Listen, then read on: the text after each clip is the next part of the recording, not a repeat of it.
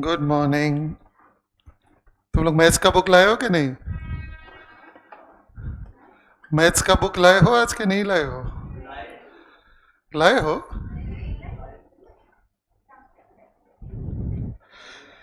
There is a possibility that there is some urgency, तो I may have to leave early. तो अगर मैं जल्दी गया तो तुम घर नहीं जाओगे, ऑब्वियसली निश्चित सर आ जाएंगे, वो थोड़ा मैथ्स पढ़ाएंगे। ऐसे जल्दी तुम लोग को छोड़ना अच्छा नहीं लगता ना? नहीं नहीं नहीं, if at all, yeah, I'm still not sure, but there is a possibility I may have to rush. If I have to rush, तो मेरी जगह निशित सर आ जाएंगे, थोड़ी देर वो मैथ्स पढ़ाएंगे। नहीं रहेगा बुक तो कोई प्रॉब्लम नहीं, ही विल मैनेज दैट। चलो question number 1 and that is page number 31। आपको ट्राई करने के लिए बोला था, हैव यू ट्राइड इट? पूरा हो गया क्या कि बीच बीच में अटक गए? Anybody got it fully right? मतलब जिसे पूरा पेन से किया रहेगा। आपको बोला था ना, तुमको डाउट रहेगा तो पेंसिल से लिखने का, और नहीं आता रहेगा तो जगह छोड़ देने का। तो ऐसे कोई स्टूडेंट है जिसका पूरा पेन से एकदम परफेक्ट गया रहेगा? एनीबडी? ओके चलो, सो हम डिस्कस करते हैं एक एक करके। आप प्लीज बताना what have you done about that. So I am starting with the first one. Everybody bought goods from Rajesh 80,000 and paid him 1/4 of the amount in cash immediately. अब इसका क्या मतलब हुआ मुझे बताओ। Can you tell me these goods are purchased on what basis? They are purchased on cash basis or they are purchased on credit basis, or is it both? Can you please do the breakup? थोड़ा आ जाए ना, मेरे को phone पे रहना पड़ेगा। I am very sorry for that, but कुछ ऐसी चीजें हैं जो मैं अवॉइड नहीं कर पा रहा हूं। सो 80,000 का गुड्स परचेस किया। देख, मैंने 80,000 का गुड्स परचेस किया, और ये जो मैं यहाँ पे लिख रहा हूं ना, ये पूरा का पूरा एक्सरसाइज आपको माइंड में करना पड़ता है। Maybe this are initial problems, तो मैं थोड़ा टाइम लिख के करूंगा, उसके बाद अपन दोनों इसको ओरली ही करेंगे, क्योंकि एग्जाम में जब भी आपको जर्नल एंट्रीज पूछेंगे तो ये जो भी मैं यहाँ पे लिख रहा हूँ is something which mentally you are suppose to do and try to get the answer yourself. Initially थोड़ा टाइम लगेगा, but that is perfectly all right. अभी 80,000 का गुड्स परचेज किया, तो आपको अच्छे से मालूम है purchase can be on cash basis and purchase can be on credit basis. Anybody can please tell me 80,000 में से how much is the purchase of goods on cash basis? 20,000 कैसे आया बता सकते हो? 1/4, क्योंकि आपको बोला हुआ है 1/4 amount, paid him 1/4 amount in cash immediately। तो 80,000 का 1/4 करोगे, 20,000 is paid immediately. So what is the balance amount left, everybody? Is 60,000. 80,000 में से 20,000 is paid immediately, मतलब remaining 60,000 will be payable in future to Mr. Rajesh. Payable in future to Rajesh. चलो, so कोई बता सकता है कि ये वाले ट्रांजैक्शन में मैं पहले सिंपल जर्नल एंट्री पास करेगा? सिंपल जर्नल एंट्री मतलब दो ही अकाउंट रहेगा, एक डेबिट में जाएगा, एक क्रेडिट में जाएगा। So what do you feel in this particular transaction? Is only 2 account affected और is it more than 2? More than 2। Which is the first account affected? Purchase account. तो ये तुम्हारा फर्स्ट हो जाएगा, purchase account. Can you tell me which is a second account affected? Cash account. ये cash तुम्हारा second account हो जाएगा। And which is a third and the last one? Rajesh का account. Rajesh will become what for us, anybody? Creditor, because money is payable in future. ये पैसा हमने तुरंत से तो सिर्फ 20,000 पे किया है। 80,000 का गुड्स खरीदा, लेकिन आज की तारीख में थोड़ा बहुत पैसा दिया, which is only 20,000, remaining 60,000 is payable in future. चलो, so बताइए, what journal entry you will pass for that? Anybody? Which account is going to be debited? Purchase account. उसके सामने amount क्या आएगा? 80,000. Can you tell me why do you debit purchase account? It is which type of account? Nominal account. क्यों debit कर रहे हो? Debit all expenses and losses. So जिन्होंने नहीं लिखा, can please write down that. Purchases account debit, सब लोग ने लिखा हुआ है. Purchase account debit 80,000 आएगा. ये तुम्हारा account number 1 है. ये तुम्हारा डेबिट हो जाएगा. Purchase is a nominal account. Debit all expenses and losses. ये मैं जितना बोल रहा हूं, जितना लिख रहा हूं, ये सब माइंड में करना है. धीरे धीरे तुम्हारा माइंड ये सब कर पाएगा परफेक्शन से. Because book keeping is an art. ये कला है जो ओवरनाइट नहीं सीखी जा सकती. दुनिया की कोई भी कला आप ओवरनाइट नहीं सीख सकते. कल गाड़ी चलाना रहेगा, ड्राइविंग, कल कुकिंग सीखना रहेगा, स्विमिंग सीखना रहेगा, सिंगिंग, डांसिंग, ये सब कला है. और कोई भी कला एक दिन में नहीं सीखी जाती. सो धीरे धीरे करके you will become perfect in that. जब तक परफेक्ट नहीं होते हो, मैं राइटिंग में करेगा, कोई प्रॉब्लम नहीं है, पर 15 दिन में मेरे हिसाब से बिल्कुल परफेक्ट हो जाओगे. बोलो, what will do with the cash account everybody? काय को? बिकॉज पहले सोचो कौन से टाइप का अकाउंट है. Real account. So why are you crediting it? Credit what goes out. Obviously debit what comes in, credit what goes out. So first आएगा purchase account debit 80,000, to cash account 20,000, because of 20,000 पे कर रहे हो. Finally Rajesh का account. Anybody, what you will do with the Rajesh's account? Credit. Why? Credit the giver. He becomes what for us? Creditor. When any person becomes our creditor, means money is payable in future, then his account should be credited. सबका third आएगा राजेश का account, और राजेश के account में amount आएगा 60,000. देख, अभी तुम्हारा सॉल्यूशन में जर्नल एंट्री कैसे दिखना चाहिए. फर्स्ट है तुम्हारा date column. What you write in the date column everybody? Serial number. तो आप लिखोगे यहाँ पे सीरियल नंबर 1. सेकेंड कॉलम है तुम्हारा पर्टिकुलर्स कॉलम. अब देख, पर्टिकुलर्स कॉलम में क्या लिखने का, ये बहुत अच्छे से देख लो. We have done it before, but may be one more time. अब पर्टिकुलर्स कॉलम में आएगा purchases account debit. You will debit that by 80,000. उसके बाद आएगा टू कैश अकाउंट, उसका अमाउंट है 20,000. आपको बोला था ये जो टू लिखना है, ये परचेज के पी के नीचे से स्टार्ट नहीं करना है, थोड़ा स्पेस छोड़ने का. अब ये कैश अकाउंट का 20,000 फिगर आया कैसे, उसका कैलकुलेशन एग्जाम में दिखाना कंपलसरी है. अगर तुमने कैलकुलेशन नहीं दिखाया तो एग्जामिनर को लगेगा साला आगे वाले में से कॉपी की है तुमने, तुमको मार्क्स नहीं मिलेगा पूरा, आधा मार्क, एक मार्क वो काट लेगा.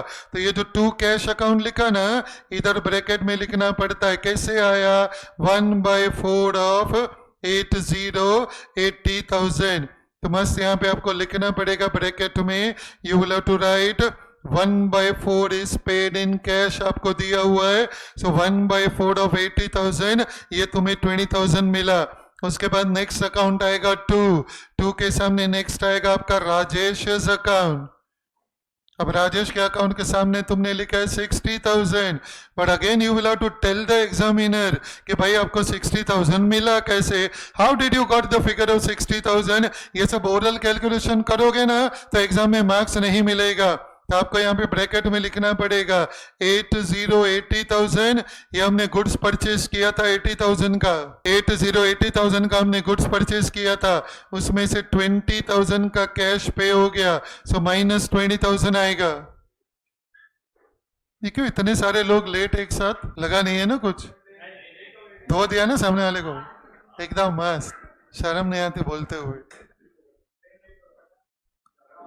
अरे बट ये रीजन है ना, रीजन तुम अपने आप को झूठ बोल रहे हो। ट्रेन लेट नहीं हुआ, तुम लोग कट टू कट टाइम पे निकले, ताकि 2 मिनट भी ट्रेन लेट होता है तो तुम लोग लेट हो जाते हो। जब हम थोड़ा दूर से आते हैं ना तो 15-20 मिनट जल्दी निकला करो, क्योंकि ये कैसा है, अभी तुम्हारा कॉलेज चालू हो जाएगा यहाँ से 15 दिन में, और सुबह 7 बजे का लेक्चर हो जाएगा। 11 बजे इतना लेट आते हो, पता नहीं 7 बजे कब आओगे, ब्रेक में ही पहुंचोगे पता चला। Not acceptable please. अभी से प्लीज हैबिट डालो, 20 मिनट जल्दी निकलो, ताकि कभी ट्रेन लेट हो गया, कभी रिक्शा नहीं मिला, कभी बारिश है, ये सब रीजन रूटीन है। बॉम्बे में रहते हो तुम लोग, सिंगापुर में थोड़ी रहते हो। ये बॉम्बे वाले लोग के मुंह से ये सब बहुत अजीब लगता है, ट्रेन लेट हो गया ना, रिक्शा लेट हो गया। अब इसमें नई बात क्या है यार, ये तो हर रोज का है। Please please please leave early, but make sure that you reach on time. चलो anyway, so to Rajesh's account and the amount is 60,000। देखो everybody, what is important you know, ये वाले जर्नल एंट्री में जिसमें बच्चे लोग का एग्जाम में मार्क्स चला जाता है, ये वाला देख, एक एक कैलकुलेशन नहीं दिखाते।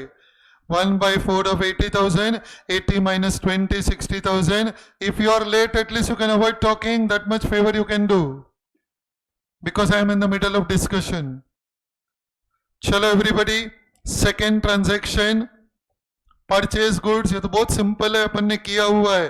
Purchase goods from Kareena on credit 10,000 at 5% trade discount. Anybody, ये सिंपल जर्नल एंट्री है कि कॉम्पोजिट जर्नल एंट्री है? ये दोनों में फर्क याद है ना सबको? What is simple journal entry? दो ही अकाउंट रहेगा।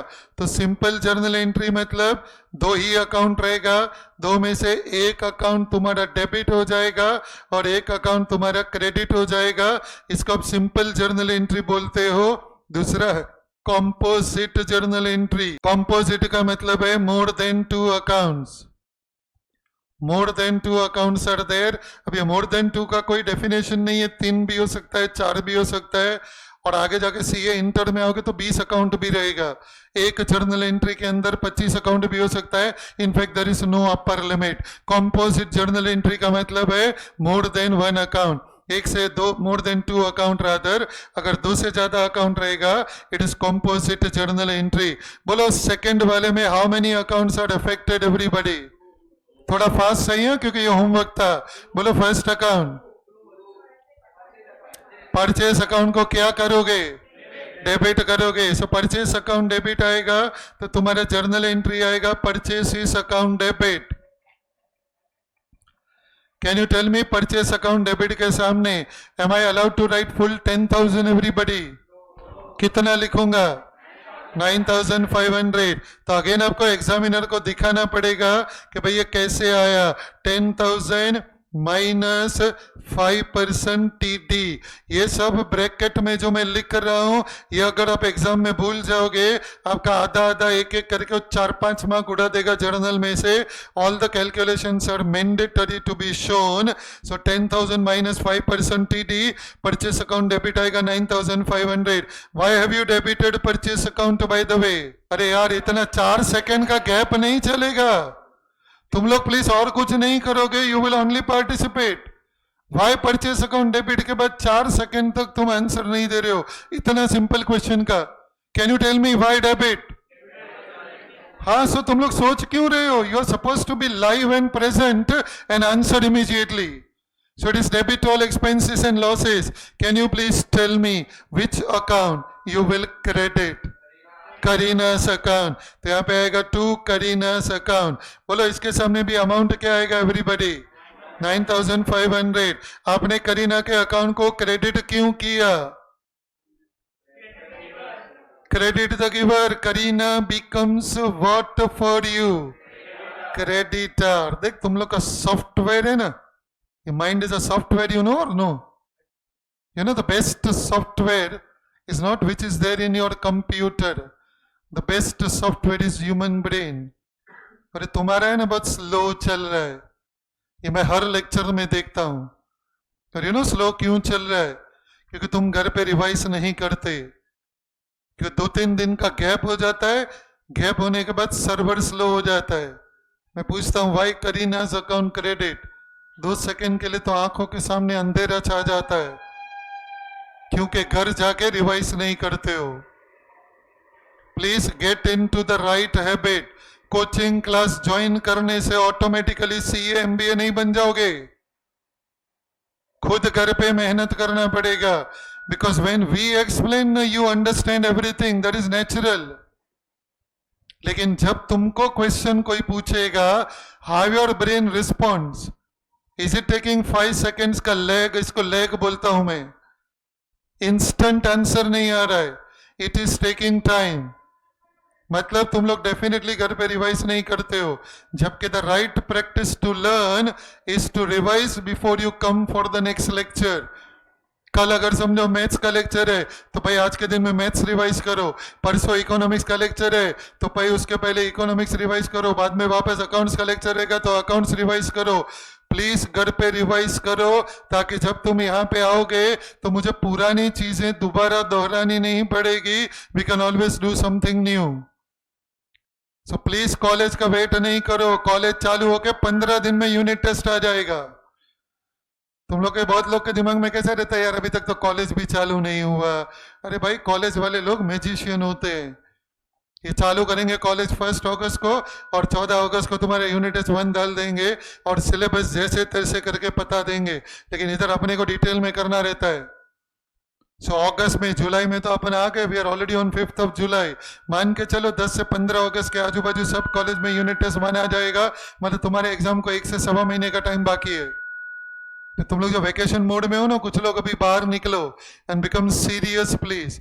और सीरियस होने के लिए कुछ नहीं करना है, जो सब्जेक्ट का लेक्चर रहेगा 1 घंटा खाली उसको अच्छे से रिवाइज करने का, so that you are ready, prepared and you should be able to answer quickly. We go for the next one, third one. ये भी बहुत सिंपल है यार, थर्ड वैसा ही है। इनफैक्ट एक थर्ड, फोर्थ एंड फिफ्थ ये तीनों कनेक्टेड है, बिकॉज तीनों में कॉमन पार्टी है, माधुरी करके कोई तो भी है। तो ये थर्ड, फोर्थ एंड फिफ्थ अगर आप देखोगे तो ये तीनों एक ही पर्सन के साथ हमारा बैक टू बैक 3 ट्रांजैक्शन है। तो हमेशा नाम चेक करने का, ताकि हमें पता चले कौन सा ट्रांजैक्शन कनेक्टेड है। ये कनेक्टेड ट्रांजैक्शन को फाइंड करना ये बहुत इंपॉर्टेंट पार्ट है जर्नल एंट्री पास करने के लिए। So bought goods worth 50,000 from Madhuri at 10% discount. ये थर्ड वाला तो सेकंड के जैसा ही है, बहुत सिंपल है। Everybody tell me which account debit, उसके सामने अमाउंट क्या आएगा? 45,000। ब्रैकेट में क्या लिखोगे? 50,000 माइनस 10% टीडी। नहीं लिखा रहेगा तो प्लीज लिखो 50,000 माइनस 10% टीडी, तो ये तुम्हारा आ जाएगा 45,000। Tell me which account credit to which account everybody? Why Madhuri becomes what for us? Creditor, because money is payable in future. How did you know by the way कि हमने उसको अभी तक पैसा नहीं दिया? आपको कैसे पता चला? नाम दिया हुआ है। नाम दिया मतलब this transaction is which transaction? Credit transaction. अभी देखो 4 and 4 मस्त उसके कनेक्टेड। फिफ्थ में क्या दिया है? Return goods worth 450 to Madhuri for not being as per the sample. नहीं, इनफैक्ट पहले फोर्थ करता हूं, बाद में फिफ्थ करेंगे। सो पहले अपन क्या करेंगे? थर्ड एंड फोर्थ के ऊपर फोकस करेंगे। ये थर्ड हो गया मेरा, अभी fourth. Return goods worth 450 to Madhuri for not being as per the sample. Madhuri से हमने कितने अमाउंट का गुड्स परचेज किया था? 45,000। उसमें से रिटर्न कितना कर दिया? 450। हो सकता है कि उसने कुछ गुड्स ऐसा दिया रहेगा माधुरी ने जो सैंपल के हिसाब से नहीं रहेगा। What do mean by sample के हिसाब से नहीं रहेगा? मतलब हम जब उधर गए थे ना उसकी दुकान पे, तो उसने अपने को गुड्स का सैंपल दिखाया रहेगा। अपन मिठाई वगैरह खरीदने जाते हैं ना, स्वीट खरीदने के लिए, तो स्वीट वाला क्या बोलता है? थोड़ा सैंपल देगा ना खाने के लिए। अभी सैंपल का मिठाई का टुकड़ा देगा, एकदम फ्रेश रहेगा, और साले ने जो बॉक्स में डाला रहेगा वो 3 दिन पुराना रहेगा, तो थोड़ी चलेगा। वो जो सैंपल देगा अपने को तो वही माल चाहिए। तो हो सकता है अपने जब माधुरी से गुड्स परचेज किया था तो उसने अपने को सैंपल दिखाया रहेगा, और कुछ 450 के गुड्स ऐसे हैं जो सैंपल के हिसाब से नहीं है। बट द क्वेश्चन इज, ये जो 450 है ये क्या है? Is it the gross amount before trade discount और is it net amount after trade discount? कैसे पता चला? कुछ दिया नहीं है, और आपको पहले ही बोला था अगर कुछ नहीं दिया रहेगा तो ये 450 को हमेशा आप नेट मान के चलोगे। So can you tell me goods are returned by Madhuri, so अभी इसका जर्नल एंट्री क्या आएगा?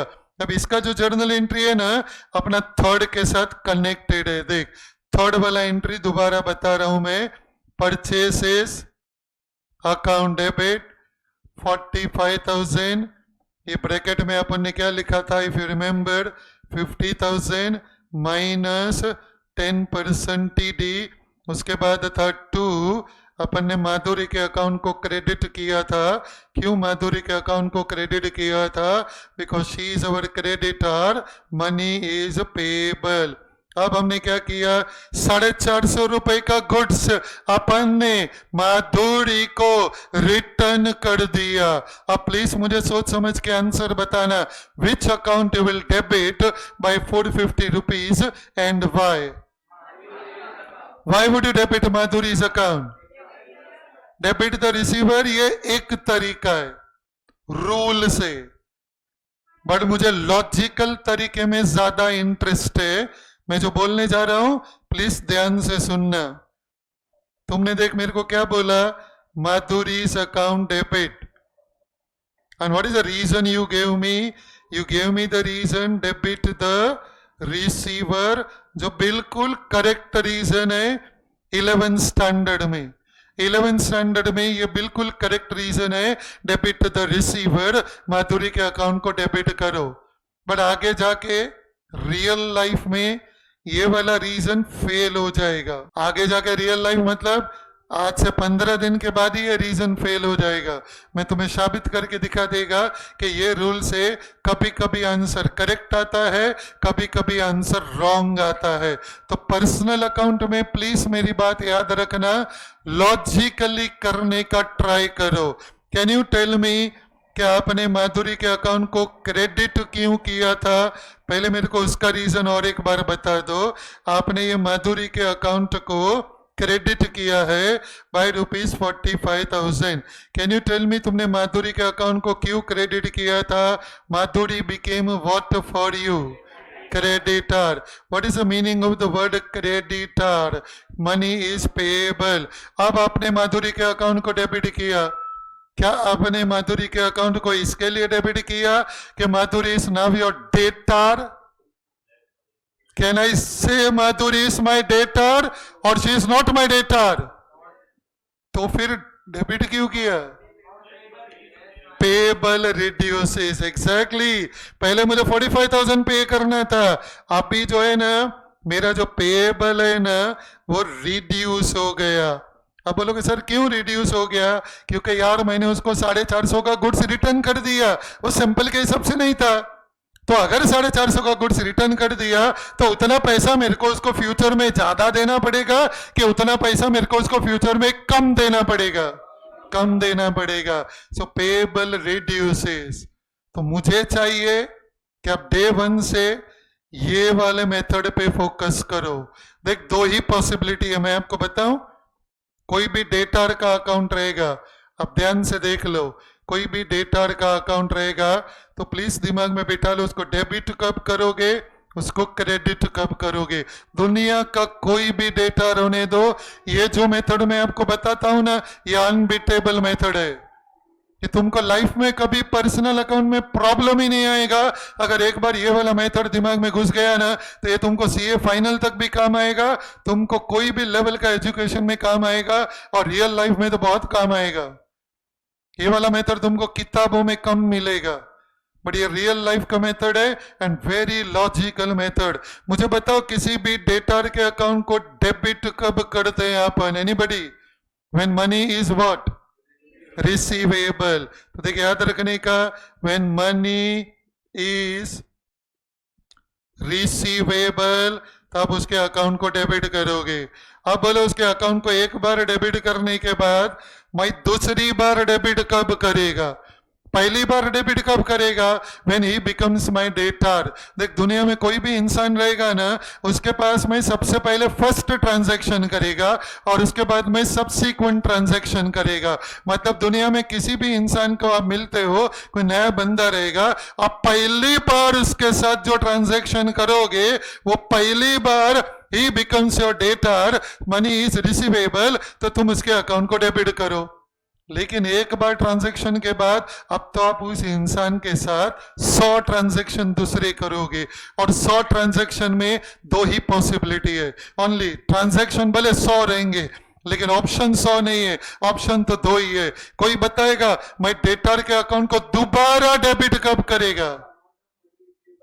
Exactly when amount of money receivable increases, तो उसको डेबिट करने का। कोई बताएगा उसके अकाउंट को मैं क्रेडिट कब करेगा? किसी भी डेटर के अकाउंट को मैं क्रेडिट कब करेगा? एनीबडी? डिक्रीजेस, तो अमाउंट रिसीवेबल रहेगा, ये अगर डिक्रीज होएगा तो ये क्रेडिट आएगा। ये कौन सा ट्रांजैक्शन है मालूम है? This is called as a first transaction with new customer. किसी भी कस्टमर के साथ आप अपनी जिंदगी में जब पहली बार ट्रांजैक्शन करते हो, पहली बार ट्रांजैक्शन, यू नो पहली बार ट्रांजैक्शन वर्ड समझते हो कि नहीं एवरीबडी? हेलो, याद है कि नहीं? वो मालूम है जब स्कूल में 9th में या 10th में थे तो पहली बार प्यार हो गया था, नहीं याद है? सालो मेरे से भले तुम लोग बोलोगे नहीं because I am like your father, but ऐसे एज अ फ्रेंड पूछ रहा हूं, जिंदगी में पहली बार जब भी कोई अच्छा लगा ना तो अपन बोलते पहली बार प्यार हो गया। फिर कॉलेज में आओगे, फिर हर चौथा पांचवा कोई अच्छा लगेगा, फिर सोचोगे साला मेरे सिस्टम में ही कोई प्रॉब्लम है, ये साला बार बार लगातार कोई ना कोई मेरे को अच्छा लगता है, तो लगता है मेरे सॉफ्टवेयर में कुछ तो भी लफड़ा हो गया है। फिर तुम और 2 साल आगे जाओगे, 20-21 साल के हो जाओगे, अब तुम मेच्योर हो जाओगे। अभी जो तुम्हारा एज है ना वो इमेच्योर है, पहली बार। So it is like that only. कोई भी कस्टमर, चल भाई आजा, कितना लेट करता है यार तुम लोग, चले गार्डन में घूमने को आते हो 11:30 बजे, ठीक है चलो बैग रख दो, बुक्स वगैरह निकाल ले, यस प्लीज। तो प्लीज ये लैंग्वेज को पहचानो। कोई भी पर्सन के साथ मैं जिंदगी में पहली बार ट्रांजैक्शन करेगा तो मुझे पता चलेगा आइदर इज माय डेटर और इज माय क्रेडिटर। अगर वो डेटर है तो उसको डेबिट करो because money is receivable, then if receivable increases तो डेबिट करो, रिसीवेबल डिक्रीजेस तो क्रेडिट करो। ये तुम्हारा डेटर का अकाउंट हो गया। अभी बात करते हैं क्रेडिटर के अकाउंट की। कोई मुझे बता सकता है क्रेडिटर के साथ जब तुम पहली बार ट्रांजैक्शन करेगा, लाइफ में पहली बार किसी क्रेडिटर के साथ ट्रांजैक्शन करेगा, can you tell me in the account of the creditor it will appear on which side and why? Credit side. Why will it come on the credit side? Anybody? Money is payable. Obviously पहली बार transaction करोगे, पहली बार आप किसी से goods credit में खरीदोगे, so money is payable in the future. Money is payable in the future. That person becomes our creditor. तो उसके अकाउंट को क्रेडिट करोगे। अब मुझे बताओ सेकेंड टाइम उसके अकाउंट को क्रेडिट कब करोगे? It's very simple now, payable increases. So whenever money payable increases, आप उसके अकाउंट को क्रेडिट करोगे। And can you tell me, आप किसी क्रेडिटर के अकाउंट को डेबिट कब करोगे? एवरीबडी? When payable decreases. अगर आपका जो पेएबल रहेगा वो डिक्रीज हो जाएगा तो क्रेडिटर के अकाउंट को आप डेबिट करोगे। ये डिफिकल्ट नहीं है, बट इनिशियली थोड़ा जब तुम प्रैक्टिकली करने का ट्राई करोगे थोड़ा टाइम लगेगा, फिर धीरे धीरे धीरे तो ये बहुत इजी हो जाएगा आपके लिए। It will become very very easy for you. यहां तक क्लियर है एवरीबडी? चलो सो कंटिन्यू करता हूं। बोला आप कौन सा कर रहे थे? नंबर 4 कर रहे थे ना अपन, बोलो नंबर 4 में हमने माधुरी के अकाउंट को डेबिट क्यों किया? Why did we debited Madhuri's account? Can now all of you give me the perfect answer? Payable decreases. और कौन से अकाउंट को आप क्रेडिट करोगे? Purchase return. पहले परचेस अकाउंट को क्या किया था आपने? डेबिट किया था। अब आएगा to purchase returns account. Can you tell me purchase returns account को आप क्या करोगे? क्रेडिट करोगे। कितना क्रेडिट करोगे? 450। कोई मेरे को इसका प्रॉपर रीजन बता सकता है? Why have you credited purchase return account? Number 1, it is which type of account? Nominal account. क्यों क्रेडिट किया है? Credit all income and gain is totally wrong. तुम्हारा ऑब्जेक्टिव में मार्क्स चला जाएगा। इसमें तुम्हें इनकम क्या लगता है यार? सड़ा हुआ गुड्स तूने रिटर्न कर दिया किसी को, डैमेज किया हुआ गुड्स तूने किसी को रिटर्न कर दिया, तेरे को अंदर से इनकम वाली फीलिंग आ रही है। इसमें इनकम क्या है यार? Anybody? Reduction in expense. Exactly. ये मैं 2 बार ऑलरेडी पढ़ा चुका हूं, बट बिकॉज हम घर पे रिवाइज नहीं करते हैं बेटा, हम भूल जाते हैं। प्लीज रिवाइज करो। परचेस अकाउंट को डेबिट क्यों किया था? मैंने आपको डिटेल में बताया था। देख, कभी डेबिट करोगे, कभी क्रेडिट करोगे। पहले मैंने आपको परचेस अकाउंट सिखाया था, और एक आखिरी बार करवा रहा हूं, प्लीज दिमाग में बिठाओ। परचेस अकाउंट को डेबिट क्यों करोगे? Can you tell me? Purchase account को हम क्यों डेबिट कर रहे हैं? What is the reason you would like to give for that? Debit all expense. तो परचेस अकाउंट को क्यों डेबिट करोगे? क्योंकि परचेस तुम्हारा एक्सपेंस है। फिर मैंने तुमको सेकंड अकाउंट दिया था, purchase returns account. Can you tell me purchase returns account को आप क्या करोगे? आंसर इज क्रेडिट करोगे। लेकिन सिर्फ आंसर से कुछ नहीं होता है, एग्जाम में बहुत बार रीजन भी देना पड़ता है बेटा। तो परचेस रिटर्न अकाउंट को क्रेडिट क्यों करोगे? You can't say credit all incomes and gain. साला टूटा फूटा सड़ा हुआ सामान तुम सप्लायर को वापस दे रहे हो, तुमको उसमें इनकम वाली फीलिंग आती है क्या? Anybody? What is this? Why are you crediting it? Reduction in expense. Please give the correct reason. It is reduction in expense. देखिए, 2 अकाउंट हो गया। थर्ड अकाउंट कौन सा है बोलो? Sales account. कोई पता है सेल्स अकाउंट को आप डेबिट करते हो कि क्रेडिट करते हो? एनीबडी? क्रेडिट करोगे। क्यों क्रेडिट करोगे? क्रेडिट और इनकम्स एंड गेन। तो ये सेल अकाउंट तुम्हारा क्रेडिट हो जाएगा, because credit all income and gain. अब सेकेंड लास्ट अकाउंट मैंने आपको सिखाया था, सेल्स रिटर्न्स अकाउंट करके। Anybody can tell me sales return account को जर्नल एंट्री में क्या करोगे? डेबिट करोगे। लेकिन रीजन बहुत इंपॉर्टेंट है, डेबिट क्यों करोगे? Reduction in expense. Please get the reduction in income rather, so please get this language. Purchase account को डेबिट करोगे क्योंकि ये एक्सपेंस है। परचेस रिटर्न को क्रेडिट करोगे because it is reduction in expense. वैसे ही सेल अकाउंट को क्रेडिट करोगे, ये तुम्हारा इनकम है, और सेल्स रिटर्न को क्रेडिट करोगे, it is reduction in income. ये वाला पार्ट क्लियर है? Yes sir. दोनों का मतलब एक ही है बेटा। परचेस रिटर्न का और एक नाम है रिटर्न्स। इनवर्ड इज गलत। परचेस रिटर्न, अच्छा मैं भूल गया, एग्जाम में कैसे याद करूं? गुड्स आ रहा है कि जा रहा है? जा रहा है ना। परचेस रिटर्न मतलब मैंने जो गुड्स परचेस किया था वो मैंने रिटर्न कर दिया, मतलब गुड्स जा रहा है। गुड्स जा रहा है मतलब आप उसको क्या बुला सकते हो एवरीबॉडी? Returns outward. तो जो परचेस रिटर्न है उसी का दूसरा नाम है रिटर्न्स आउटवर्ड। वैसे ही मुझे बताओगे, ये जो सेल्स रिटर्न है, सेल्स रिटर्न का और एक दूसरा नाम है। एनीबॉडी? सेल्स रिटर्न का दूसरा नाम क्या है? Returns inward. दोनों का मतलब एक ही होता है। जैसे एक इंसान का भी तो 2 नाम रहता है, एक नाम पेरेंट्स ने रखा रहता है, दूसरा नाम कभी बचपन में प्यार से छोटे बच्चे को बुलाते हैं, कॉलेज में अपने दोस्त लोग अपना नाम रख देते हैं। अब तुम में से किसी का नाम रखा रहेगा तो किसी का नाम रहेगा मनीष, लेकिन उसका दोस्त उसको कमीना बुलाता रहेगा, क्योंकि उसका दोस्त जानता रहेगा कि ओरिजिनली कैसा है।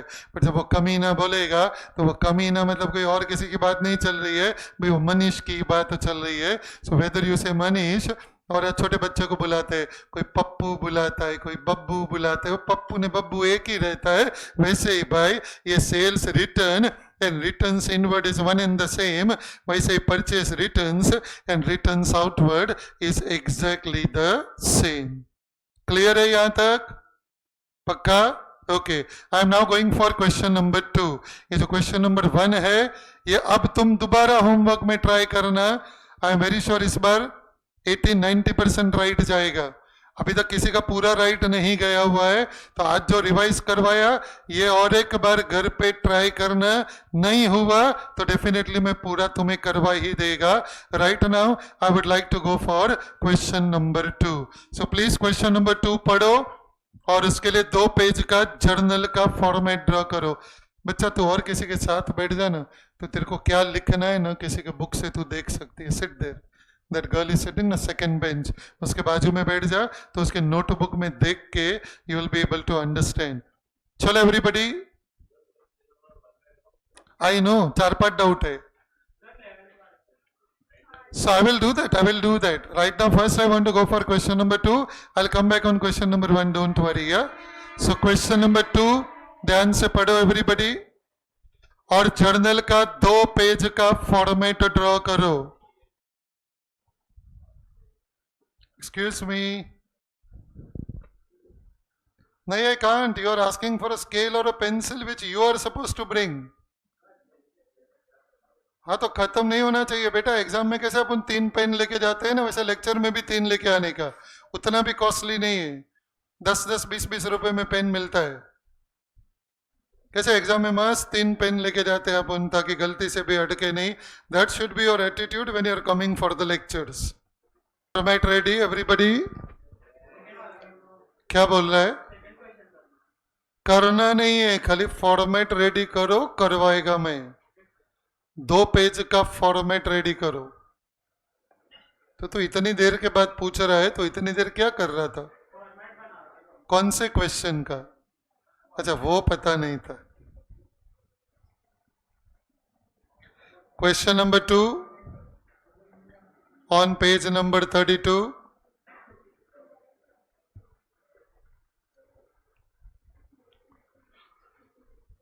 You can stop writing, please. Please stop writing. Few very important concepts I want to discuss. आपको अभी लिखना कुछ नहीं है, थोड़ी देर ध्यान से सुनो and try to understand what I am talking. I am first going to explain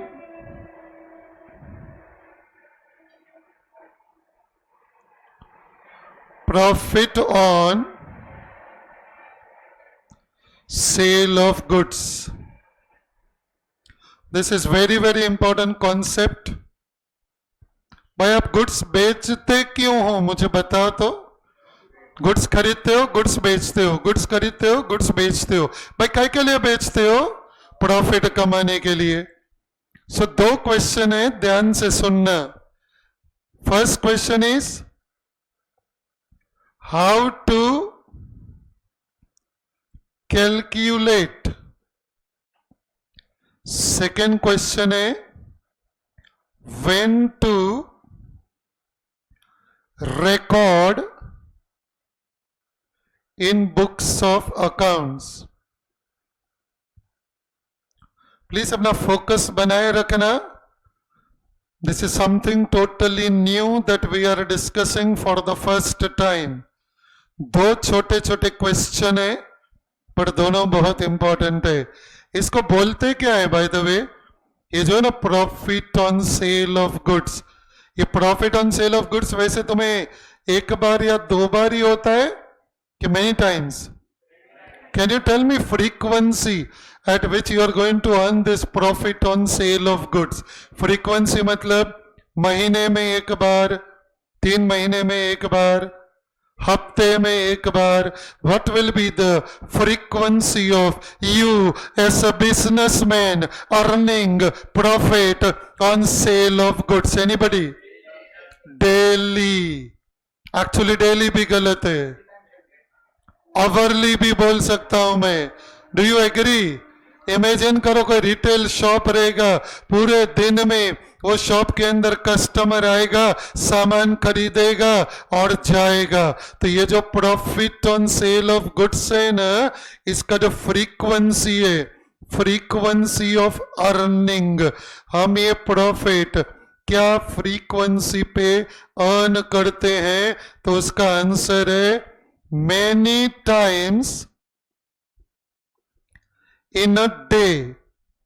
मैं अगर एक दिन की अगर बात करूं ना, तो एक दिन के अंदर भी I am going to earn this profit so many times in a day. तो दो सवाल आते हैं दिमाग में कि पहले ये कैलकुलेट कैसे करने का, और इसको बुक्स में रिकॉर्ड कब करने का. What is this profit on sale of goods called as? किसी को याद है? मैंने इसके लिए एक वर्ड दिया था, ग्रॉस प्रॉफिट. ये जो प्रॉफिट है उसको बोलते हैं ग्रॉस प्रॉफिट. अब ये ग्रॉस प्रॉफिट कैलकुलेट कैसे करने का, ये फर्स्ट क्वेश्चन है मेरा आपको. और इसको बुक्स में रिकॉर्ड कब करने का, व्हेन टू रिकॉर्ड, ये सेकंड क्वेश्चन है. और ये दोनों क्वेश्चन बहुत डीप है, मतलब तुम ऐसे ऊपर ऊपर से आंसर करोगे तो तुमको क्वेश्चन ही समझ में नहीं आएगा. सो प्लीज मेरी बात को ध्यान से सुनना. We are talking about something called as gross profit. और ये ग्रॉस प्रॉफिट को अगर सिंपल भाषा में बोलो, then this is called as a profit on sale of goods. The first question है how to calculate. भाई प्रॉफिट को कैलकुलेट कैसे करने का. अब तुम बोलोगे यार सर ये तो बहुत सिंपल क्वेश्चन पूछा आपने. Anybody would like to answer this? How to calculate this profit on sale of goods?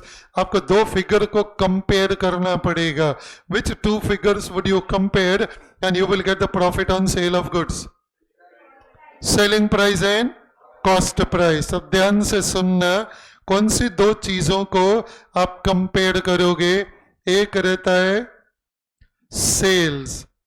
Sales का मतलब है ये आपके लिए इनकम है. ऑब्वियसली जो भी गुड्स आप सेल करोगे, ये सेल तुम्हारे लिए इनकम हो जाएगा.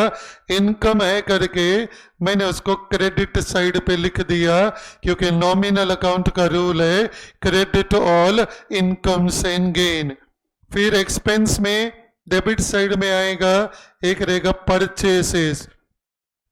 आप अगर सप्लायर से गुड्स परचेस करोगे तो ये आपका एक्सपेंस हो जाएगा. प्लस इसमें आपको ऐड करना पड़ेगा. What you will add in this is something called as expenses on purchase और मॉडिफिकेशन ऑफ गुड्स.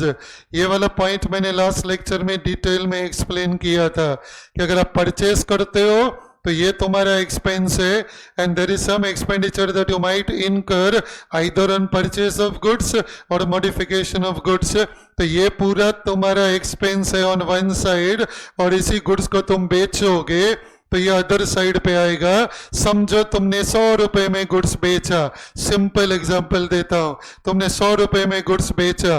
वो गुड्स तुमने गुजरात में किधर से खरीदा था? 60 रुपीज में खरीदा था. गुजरात में बहुत सस्ते में मिलता है, तो 100 रुपए में बेचा. लेकिन यही गुड्स तुमने 60 रुपए में खरीदा था, और जब तुमने परचेस किया था गुजरात में, तो गुजरात से लेके वो गुड्स अभी इधर बॉम्बे तुम्हारी फैक्ट्री तक आएंगे या तुम्हारी दुकान तक आएंगे. उसके ऊपर ट्रांसपोर्टेशन का खर्चा लगेगा, लोडिंग अनलोडिंग का खर्चा लगेगा, कुछ आप ट्रैवलिंग में इंश्योरेंस करवाओगे उसका खर्चा लगेगा. ये सारा मिला के तुम्हारा 5 रुपए का समझो खर्चा हो गया. तो 60 rupees is the purchase of goods, 5 rupees is the expenditure incurred on purchase and modification of goods. मतलब तुम्हारा खर्चा कितना हो गया?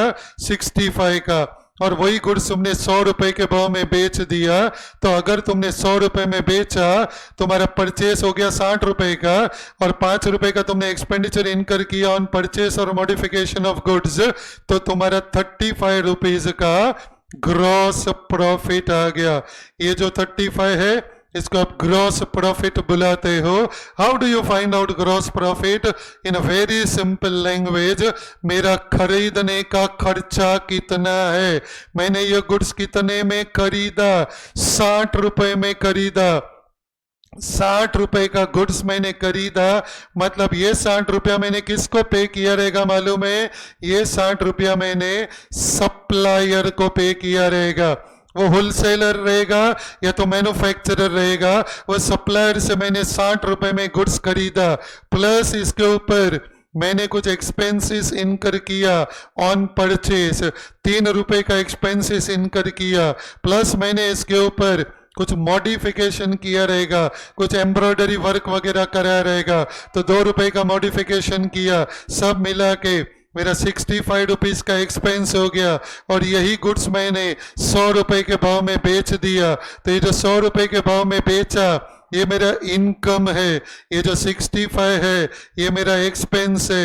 ये जो 65 है ना, इसको तुमको आगे जाके पता चलेगा कि 65 को डायरेक्ट एक्सपेंस बोलते हैं, बिकॉज आगे जाके I will teach you there is something called as a indirect expense also. So right now I am not going there, but this 65 is called as a direct expense. सामने 100 रुपए का तुम्हारा income है, ये दोनों का गैप लेने का 35 रुपए का, और ये 35 रुपए को अपन बोलते हैं profit on sale of goods, और you also call this as a gross profit. ये मेरा फर्स्ट क्वेश्चन का आंसर है। What is the first question everybody? The first question was how to calculate. How to calculate is बहुत simple है, 2 चीजों को compare करना रहता है। Number 1 sale of goods, that is your income. Number 2 the direct expenses on purchase of goods, that is 65 rupees. 100 minus 65, 35 is a profit on sale of goods, and that is called as a gross profit. बोलो first वाले question में, ये first question का answer है, how to calculate profit on sale of goods or how to calculate gross profit. Compare 2 things, sales on one side and purchase and the direct expense on the other side. 100 रुपए का cell, 65 रुपए का ये हो गया, difference 35 is my gross profit. ये हो गया first question, how to calculate. Second now, frequencies many times a day, तो इसको बुक्स में रिकॉर्ड कब करूं? when to record this profit. ये जो 35 रुपीज का प्रॉफिट हुआ, ये 35 प्रॉफिट को मुझे मेरे बुक्स में रिकॉर्ड करना पड़ेगा। क्वेश्चन ये नहीं है कि रिकॉर्ड करने के लिए तुम जर्नल एंट्री क्या पास करोगे, ये मैं थोड़ी टाइम के बाद में लेगा। मेरा क्वेश्चन ये है कि भाई मैं तो गुड्स सुबह 10 बजे से चालू हो जाता हूं और 10 बजे से एक एक करके गुड्स बेचता रहता हूं, और हर गुड्स पे मेरे को कुछ ना कुछ प्रॉफिट होएगा। इमेजिन करो, एक होटल ले लो, अचीजा होटल अपना फेमस एग्जांपल है। अचीजा होटल में सुबह 10 बजे कोई जाके इडली सांभर खा के आया, उसने 50 रुपया दे दिया। 50 रुपए के इडली सांभर में 10 रुपए का प्रॉफिट रहेगा, उसका 40 रुपए का कॉस्ट रहेगा। फिर अभी तो ये कस्टमर ने बिल चुका है कि नहीं, दूसरे 4 कस्टमर आ गए, कोई आके उधर चाय पिएगा, कोई आके डोसा खाएगा, कोई उपमा खाएगा, सुबह के टाइम पे कोई ब्रेकफास्ट करेगा। तो मैं रिकॉर्ड कैसे करूं, कब रिकॉर्ड करूं? एक एक ट्रांजैक्शन पे जो भी प्रॉफिट हुआ, वो एक एक प्रॉफिट को जाके तुम अपने बुक्स में रिकॉर्ड कर सकते हो, क्यों प्रैक्टिकली पॉसिबल नहीं है। Anybody, did you follow my question?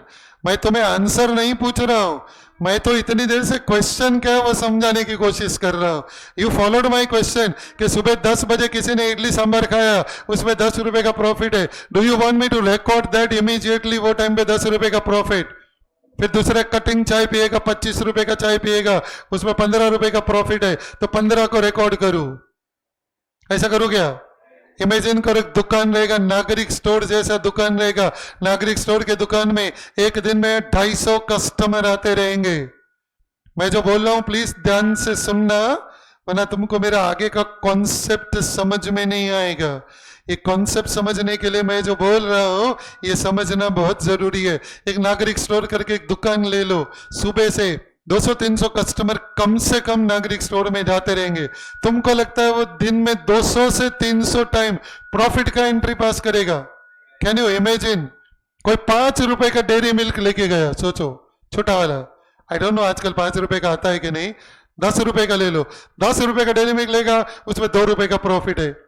तो तुमको लगता है कोने में टेबल पे कंप्यूटर लेके अकाउंटेंट बैठा रहेगा नागरिक स्टोर में और वो एंट्री मारता रहेगा, 10 रुपए का डेयरी मिल्क में 2 रुपए का प्रॉफिट। फिर कोई 5 रुपए का किटकैट लेके जाएगा, 1 रुपए का प्रॉफिट। फिर कोई वेफर का पैकेट लेके जाएगा, वेफर का पैकेट 60 रुपए का, वेफर के पैकेट में 15 रुपए का प्रॉफिट। या मस्त रिकॉर्ड करूंगा तब तो कोई आएगा और मेथी खाखरा लेके जाएगा, ये मेथी खाखरा में 10 रुपए का प्रॉफिट, पानीपुरी खाखरा में 2 रुपए का प्रॉफिट। फिर कोई आके 100 ग्राम ढोकला लेके जाएगा, ये ढोकले में 10 रुपए का प्रॉफिट, 5 रुपए का प्रॉफिट। ऐसे एक दिन में 250 बार प्रॉफिट होएगा। यू सीरियसली थिंक कि हमको जीवन में और कोई काम ही नहीं है न हमें 2 रुपया, 5 रुपया, 10 रुपया? अभी तो मैं मेडिकल स्टोर का एग्जाम्पल देगा। मेडिकल स्टोर में 1 रुपए का हॉल्स मिलता है, हॉल्स। वो 1 रुपए के हॉल्स में 10 पैसे का प्रॉफिट रहता है। 5 रुपए का क्रोसिन मिलता है, 2 रुपए का सेरिडॉन मिलता है।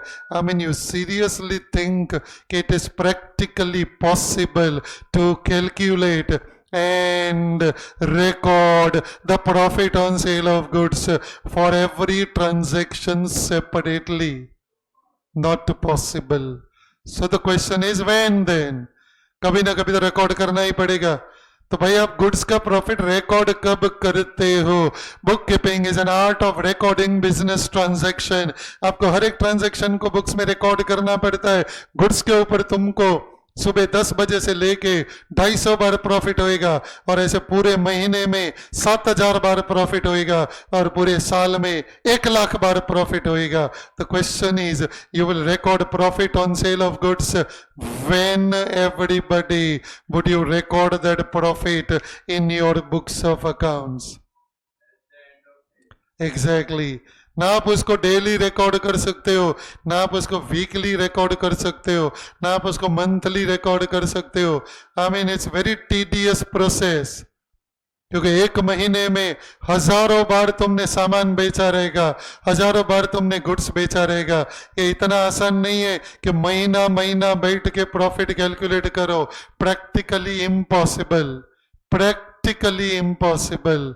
So I am now answering the very key question to you कि भाई गुड्स का प्रॉफिट रहता है ना, तो वो गुड्स का प्रॉफिट पूरे साल में सिर्फ एक ही बार कैलकुलेट हो सकता है। You can calculate profit on sale of goods only once in the entire year, क्योंकि हजारों ट्रांजैक्शन होते हैं।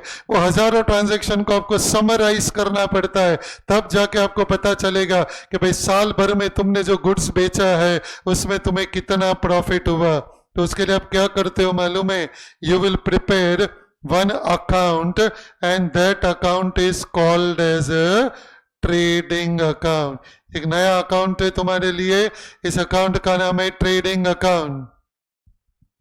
यहां तक तुम लोग मेरे साथ हो ना? किसी को यहां तक कुछ क्वेरी है तो पूछ लो प्लीज, मैं तो क्या फ्लो में चलता ही रहेगा, नॉन स्टॉप बैटरी हूं मैं। तो भाई किसी को भी मैंने अभी तक जो बोला उसमें दिमाग में कुछ छोटा मोटा क्वेश्चन आता रहेगा, कुछ आर्ग्यू करने का मन करता रहेगा, प्लीज टॉक। या बिल्कुल वैसा ही बोल रहा हूं, बिकॉज तेरे लिए देख हर महीने के एंड में प्रॉफिट कैलकुलेट करना कम से कम 10 से 15 दिन जाएगा, क्योंकि तो प्रॉफिट कैलकुलेट करने बैठेगा लेकिन दिन भर तेरे कस्टमर तो आते ही रहेंगे। तो कैलकुलेट करने बैठेगा कब? हिसाब करने कब बैठेगा? रात को 10 बजे 11 बजे तेरा दुकान बंद होगा, रात को 11 से सुबह 4 तक बैठना पड़ता है। ऐसा करते हैं लोग, बट साल में एक बार, हर महीने पॉसिबल नहीं है प्रैक्टिकली। तो जो गुड्स का प्रॉफिट रहता है ना, गुड्स का प्रॉफिट, वो एग्जैक्ट कैलकुलेशन साल के एंड में सिर्फ एक ही बार होएगा।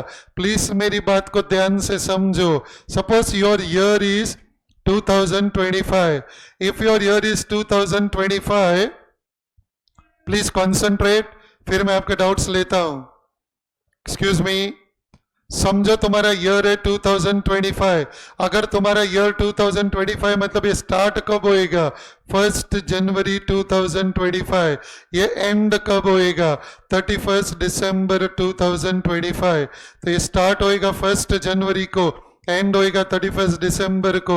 सो ये जो अकाउंट है जिसका नाम है ट्रेडिंग अकाउंट, ये ट्रेडिंग अकाउंट बनता कब है? When do you prepare this trading account? तो ये जो ट्रेडिंग अकाउंट है ना, is a part of something called as final accounts.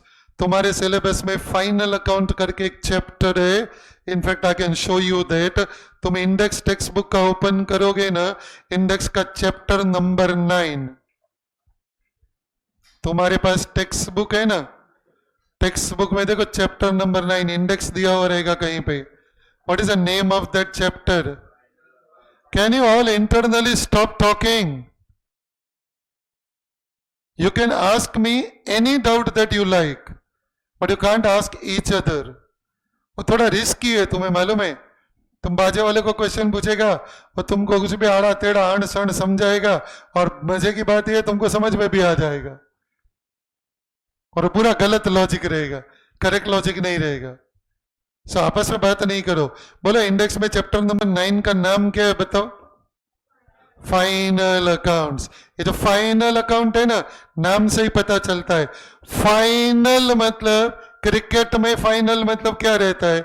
अपन लोग सब लोग आईपीएल देखते हैं, तो 2 महीना पहले आईपीएल का मैचेस होएगा, उसके बाद तुम्हारा और एक राउंड आएगा क्वार्टर फाइनल के टाइप का, प्ले ऑफ आएगा, उसके बाद सेमीफाइनल आएगा, उसके बाद जाके फाइनल आता है। वैसे ही ये जो है ना फाइनल अकाउंट्स, ये नाम से ही पता चलता है these are the accounts which are prepared finally at the end of the year. What do you mean by end of the year everybody? तो ये वाले एग्जाम्पल में start of the year is 1 January 2025, so end of the year आएगा 31 December 2025। आपको एक account बनाना पड़ता है और उस अकाउंट का नाम है ट्रेडिंग अकाउंट। अभी तक ट्रेडिंग अकाउंट एग्जैक्टली कैसा बनाने का वो अभी बात नहीं करेंगे, because that will talk in final account, लेकिन मैं तुमको रफली बता सकता हूं। It is very easy for you to understand. ये जो ट्रेडिंग अकाउंट है ना, ये एक नॉमिनल अकाउंट है, पहले तो समझो। नॉमिनल अकाउंट के 2 साइड रहता है, debit all expenses and losses, credit all incomes and gain. तो यहाँ पे डेबिट साइड में आप क्या लिखोगे? You will write purchases, because purchase तुम्हारा एक्सपेंस है। You will write expenses on purchase, जो एक्सपेंस तुमने परचेस पे किया रहेगा। You will write expenses on modification of goods। समझो तुम्हारा परचेस है ना, परचेस ये 1 करोड़ है। 1 करोड़ मतलब कितने दिन का परचेस है? एनीबडी? पूरे साल का। ये दिन का या हफ्ते का या महीने का नहीं है, पूरे साल का टोटल करना पड़ता है। पूरे साल का परचेस तुम्हारा 1 करोड़ है। एक्सपेंसेस तुमने 10 लाख का इनकर किया है और 5 लाख का कुछ मॉडिफिकेशन पे खर्चा किया है, मतलब सब मिला के तुमने 1 करोड़ 15 लाख का खर्चा किया है, और ये सारे गुड्स तुमने बेच दिए हैं 1 करोड़ 80 लाख में। ऑब्वियसली अपन गुड्स परचेज क्यों करते हैं? What is the reason we purchase the goods? और रीसेल करने के लिए, इसीलिए तो आप उसको गुड्स बोलते हो। देख, रीसेल की जगह पे अगर आपने यूज करने के लिए परचेज किया रहेगा ना, तो उसको फिक्स्ड एसेट बोलते हैं। You don't call it as a goods. Then goods का मतलब मुझे रीसेल करना है, तो सारा का सारा गुड्स मैंने 1 करोड़ 80 लाख में बेच दिया। तो कोई मुझे बता सकता है मुझे प्रॉफिट कितना हुआ? How much is the profit that I got in this particular example? 65 lakh. क्या ये 65 लाख प्रोपराइटर का फाइनल प्रॉफिट है क्या? Is this a final profit everybody? The answer is no, this is not final profit. This profit is called as what everybody? Gross profit. क्यों final profit नहीं है मालूम है? क्योंकि अभी तो मैंने बहुत सारे एक्सपेंस, सैलरी, एडवर्टीजमेंट, इलेक्ट्रिसिटी, बहुत सारे जो मेरे ऑफिस के रिलेटेड खर्चे होते हैं, ये खर्चे मैंने अभी तक कंसीडर नहीं किए। अभी तक मैंने कौन से खर्चे कंसीडर किए हैं मालूम है? only the expenses which are incurred on purchase of goods and expenditure which are incurred on modification of goods.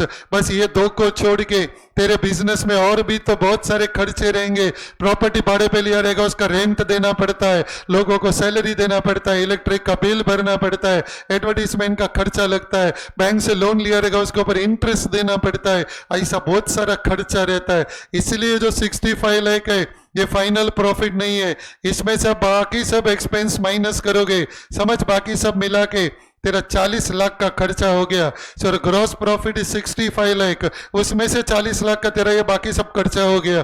तो अभी जो बचेगा 25 लाख, ये 25 लाख तेरा फाइनल प्रॉफिट है. And this final profit is called as what, everybody? Then this is called as a net profit. थोड़ा बहुत ऊपर से ओवरव्यू समझ में आया सबको? So what is the conclusion which I want you to remember? एक ही पॉइंट है ये, जो तुमको इतना डिटेल में तुमको कॉन्सेप्ट बताया, एक ही पॉइंट है जो तुम्हारे दिमाग में बैठना चाहिए. What is that only point, you know? Profit on sale of goods. Profit on sale of goods. इसमें दो पॉसिबिलिटी है. Should I record on the date of transaction, जो दिन मैंने ट्रांजैक्शन किया रहेगा वो दिन मैं प्रॉफिट को रिकॉर्ड करूं, और will it be recorded at the end of the year? Which is a correct answer everybody? End of the year. This is a correct answer. मतलब क्या करने का? What you will do with the profit on the date of transaction. जो दिन तुमने transaction किया रहेगा ना, वो दिन तुमको दिया रहेगा. प्रॉब्लम में जानबूझ के दिया रहेगा. I will now show you the example so you will understand what I am talking. देख, मैं फर्स्ट ट्रांजैक्शन के बारे में बात कर रहा हूं. Everybody stay focused. I will just need few minutes now. Sold goods costing rupees 1,50,000 to Asha at a profit of 20% on cost less 10% trade discount. आप सब लोग प्लीज बहुत ध्यान से देखना. मुझे बताओ मैंने गुड्स किसको बेचा है, चेक करो और मुझे इंसान का नाम बताओ. We Asha, sale of goods to Asha. Everybody please बहुत ध्यान से देखना मैं जो बोलने जा रहा हूं. कैन यू टेल मी, ये जो गुड्स मैंने बेचा, ये गुड्स मैंने ओरिजिनली कितने में खरीदा था? You can be fast. 1,50,000. What that 1,50,000 is called as everybody? Cost price. Cost मतलब सिंपल भाषा में मैंने ये गुड्स कितने में खरीदा. अब ये गुड्स के अंदर मैंने प्रॉफिट ऐड कर दिया. ये क्या बोल रहा है? प्रॉफिट कितना ऐड किया? देखो वहां पे लिखा हुआ है प्रॉफिट इज 20% ऑन व्हाट? 1,50,000. देख वहां पे लिखा हुआ है a profit of 20% on cost price.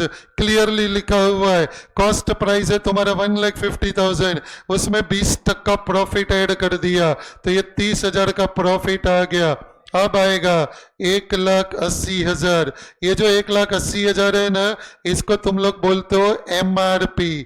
What is MRP मालूम है? You can also call it as a gross price.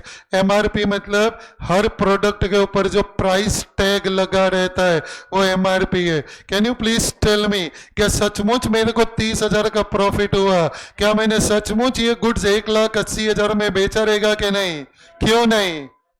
10% discount देना पड़ा आपको. ऑब्वियसली वो कस्टमर बोला भाई मैं MRP पे नहीं खरीदेगा, मेरे को 10% डिस्काउंट चाहिए. तो ये जो 10% डिस्काउंट है ये हमेशा MRP के ऊपर रहता है, ग्रॉस प्राइस पे. तो 10% डिस्काउंट मतलब 18,000 का आ गया. मतलब what is the net selling price? मैंने सचमुच ये गुड्स क्या भाव में बेचा? 1,62,000 में. ये वाला कैलकुलेशन सबको समझा कि नहीं? हाँ, अब मुझे बताओ मेरे को सचमुच ये गुड्स में 30,000 का तो प्रॉफिट नहीं हुआ. कैन एनीबडी टेल मी मुझे ये गुड्स में प्रॉफिट कितना हुआ? 12,000 का. सो ध्यान से देखना, कॉस्ट कितना है? 1,50,000. ये भाव में मैंने गुड्स क्या किया? परचेस किया. फिर मैंने इसको बेचा कितने में? 1,62,000 में बेचा। ये परचेस है ना, ये मेरा एक्सपेंस है एवरीबडी, और ये जो सेल किया ना, ये मेरा इनकम है। बीच में मुझे प्रॉफिट मिला, कितना प्रॉफिट मिला? 12,000 का। ना तो क्वेश्चन इज, तुम जब जर्नल एंट्री पास करोगे तो जर्नल एंट्री में क्या तुम ये 12,000 के प्रॉफिट को आज रिकॉर्ड करोगे? विल यू रिकॉर्ड दिस 12,000 का profit today on the date of transaction, और will you ignore it? Ignore it मतलब तुम क्या करोगे? ये प्रॉफिट को इग्नोर करोगे। इग्नोर मतलब अंडरस्टैंड, मैं सचमुच इग्नोर नहीं कर रहा हूं, मैं इसको खाली पोस्टपोन कर रहा हूं। क्यों मालूम है? मैं रिकॉर्ड क्या करेगा मालूम है? 2 ट्रांजैक्शन रिकॉर्ड करेगा। Can you tell me which 2 transaction I will record everybody? ये 1.5 लाख का जब भी मैंने परचेस किया रहेगा, मैंने परचेस अकाउंट को डेबिट किया रहेगा। ध्यान से सुनना, मैंने परचेस अकाउंट को डेबिट किया रहेगा 1.5 लाख, और फिर जब मैं ये गुड्स बेचेगा 162 में, तो मैं सेल अकाउंट को क्रेडिट करेगा। I will credit sales account by 1,62,000। बस, मैं प्रॉफिट का एंट्री पास ही नहीं कर सकता। परचेस को मैं रिकॉर्ड करेगा 1,50,000 पे, क्योंकि मेरा एक्सपेंस है। ये तो पहले ही रिकॉर्ड कर दिया रहेगा जब मैंने परचेस किया रहेगा। और जब सेल करेगा 1,62,000, तो मैं सेल का एंट्री मारेगा, मैं परचेस का भी एंट्री मारेगा, सेल का भी एंट्री मारेगा, लेकिन 12,000 का प्रॉफिट का एंट्री नहीं मार सकते। क्योंकि ये वाला प्रॉफिट आप कैलकुलेट कब करोगे? और एंड ऑफ द ईयर क्या एक एक परचेस और एक एक सेल का प्रॉफिट कैलकुलेट करोगे कि सारे गुड्स का साथ में, सारे गुड्स का साथ में। क्यों सारे गुड्स का प्रॉफिट तुम आइटम वाइज कैलकुलेट नहीं कर सकते? Is my last question to you. Multiple variety, और इतनी छोटी छोटी वेराइटी होती है that it is practically impossible. दुनिया का बेस्ट अकाउंटेंट भी 1 रुपए की होल्स में 10 पैसे का प्रॉफिट, 2 रुपए की क्रोसिन में 25 पैसे का प्रॉफिट, खाखरे के अंदर 5 रुपए का प्रॉफिट, ने एक चॉकलेट के अंदर 2 रुपए का प्रॉफिट, एक पानी की बोतल के अंदर 1 रुपए का प्रॉफिट, एक फ्रूटी के अंदर 3 रुपए का प्रॉफिट। अरे पागल हो जाएगा। ये प्रॉफिट का एंट्री करने का जो खर्चा है ना, वो प्रॉफिट से ज्यादा हो जाएगा। तो ये प्रैक्टिकल नहीं है। मैं ऐसा नहीं बोलता हुआ कि मैं चाहूं तो नहीं कर सकता, चाहूं तो 4 जन को बिठा दूं और तभी का तभी रिकॉर्ड करेगा 1 रुपया, 2 रुपया, 3 रुपया। फिर मैं एंड में टोटल मारेगा कि पूरे दिन में मेरे को 5,000 का प्रॉफिट हुआ, लेकिन वो जो 4 जन बैठे थे ना, उसका पगार 5,000 से ज्यादा हो जाएगा। तो फिर मैं बिजनेस कर रहा हूं कि क्या कर रहा हूं? लॉस ही हो जाएगा। सो कोई मतलब नहीं है। So what is a conclusion everybody? I am concluding this. Please listen to me for one last time on this point. Please remember, goods में कभी प्रॉफिट होएगा, कभी लॉस भी होएगा। देख, उसी क्वेश्चन के अंदर आप देख लो नंबर 11 ध्यान से पढ़ता हूं। Sold goods of ₹5,000 at a loss of ₹1,000। कोई मुझे बताएगा ये गुड्स मैंने खरीदा कितने में था? 5,000। जब 5,000 में खरीदा था तभी मैंने परचेस का एंट्री पास किया था कि परचेस का एंट्री पास नहीं किया था? किया था। आज मैंने वो गुड्स क्या भाव में बेचा? 4,000। आज मैं सेल का एंट्री पास करेगा कि नहीं करेगा? करेगा।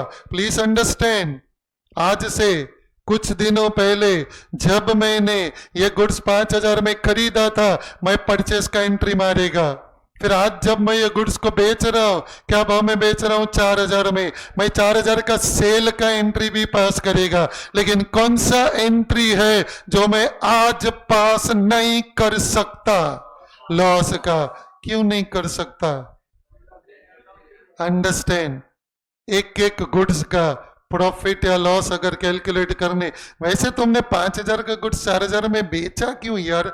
अपन तो बिजनेस करते हैं तो प्रॉफिट के लिए बिजनेस करते हैं, तो हमने 5,000 वाला गुड्स 4,000 में बेचा काहे के लिए रहेगा? What must be the reason behind that?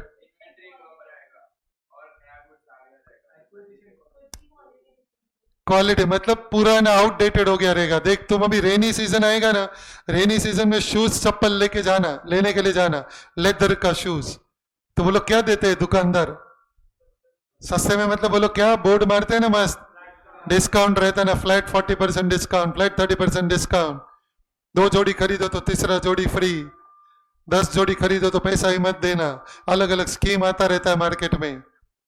काय के लिए? क्योंकि पुराना गुड्स हो गया, डैमेज हो गया, आउटडेटेड हो गया। एक्सक्यूज मी, आईफोन वाला नया मॉडल निकालेगा, आई डोंट नो तुमने कभी ऑब्जर्व किया है कि नहीं, लेकिन जैसे आईफोन का नेक्स्ट सीरीज आएगा ना, नया मॉडल आएगा ना, पुराना मॉडल का भाव क्या हो जाएगा? कम हो जाएगा। कभी कभी वो लोग लॉस में भी निकाल देते हैं, क्योंकि पुराना जूना स्टॉक निकलेगा तो ही मैं दुकान में नया स्टॉक ला सकता है, या मेरा गुड्स थोड़ा बहुत डैमेज हो गया रहेगा, पानी वानी गिर गया रहेगा, तो डैमेज वाला गुड्स है फिर लॉस में बेचना पड़ता है। 5,000 रुपए वाला गुड्स था, 1,000 रुपए लॉस करके बेच दिया, तो क्यों लॉस करते हो? चॉइस नहीं है, लेकिन बिजनेस है, कभी कभी लॉस होता है। लेकिन चाहे तुम्हें गुड्स में प्रॉफिट रहेगा, चाहे तुम्हें गुड्स में लॉस रहेगा, प्लीज आज का ये डिस्कशन है ना, ये सब चैप्टर में काम आएगा। तो ये डिस्कशन अच्छे से दिमाग में बिठा लो कि भाई गुड्स का प्रॉफिट या गुड्स का लॉस रहेगा, that is never never recorded on the date of transaction. Goods का प्रॉफिट या लॉस रहेगा, that is recorded and calculated only once in a year, and that once in a year is called as the end of the year। और end of the year में आप एक account बनाते हो, उस account का नाम है trading account. Trading account is a nominal account, और उसमें तुम एक ही बार 1 करोड़ का गुड्स खरीदा और 1.5 करोड़ में बेच दिया, 1 करोड़ में खरीदा 1.5 करोड़ में बेच दिया, 50 लाख का प्रॉफिट हुआ, and that 50 lakh profit is called as a gross profit. Any query? पक्का पूछो क्वेरी। अभी बच्चे जब क्वेरी नहीं पूछते ना, टीचर को बहुत डाउट आता है कि या तो ये लोग को सब समझ गया और या तो ये लोग शॉक में चले गए। I hope it is first one. पक्का ना? समझा ना? या सो क्वेश्चन नंबर 2 तुम्हें नहीं करना है homework. Question number 2 I am going to solve. Question number 1 is your homework. अब ट्राई करना क्वेश्चन नंबर 1, नहीं हुआ तो नेक्स्ट लेक्चर में मैं पहले पूरा क्वेश्चन नंबर 1 करवाऊंगा, और उसके बाद question number 2 is very very vital. Today I have some urgency, I already told you at the start of the lecture कि मुझे कुछ अर्जेंट है, so I will have to leave, but you don't have to leave. तुम्हारे लिए मैंने और एक जन का इंतजाम किया है। No, he will manage without book, you don't worry. नहीं ऐसे नहीं, मुझे नहीं पसंद है, I don't like it. No arguments. 45 minutes, but Nishit sir will take maths 45 minutes. SP वाले बच्चे कौन है? एसपी वाला वैसे कौन है? एक मिनट, तो हम लोग बीकॉम करके छोड़ने वाले हो क्या? तो मैथ्स का लेक्चर क्यों अटेंड नहीं करे हो? Yes sir, 1 minute, is ready, I am coming out. तो मैथ्स का लेक्चर क्यों छोड़ रहे हो? कॉलेज में एसपी मिला रहेगा ना, तो भी प्लीज मैथ्स अटेंड करो, नहीं तो आगे जाके एंट्रेंस एग्जाम में बुरी तरह अटक जाओगे। कॉलेज में कभी कभी ऐसा होता है कि अपने को नहीं मिलता है, उससे कोई फर्क नहीं पड़ता। यहाँ पे दोनों लेक्चर अटेंड करो, मैथ्स भी करो, एसपी भी करो, but you must attend that.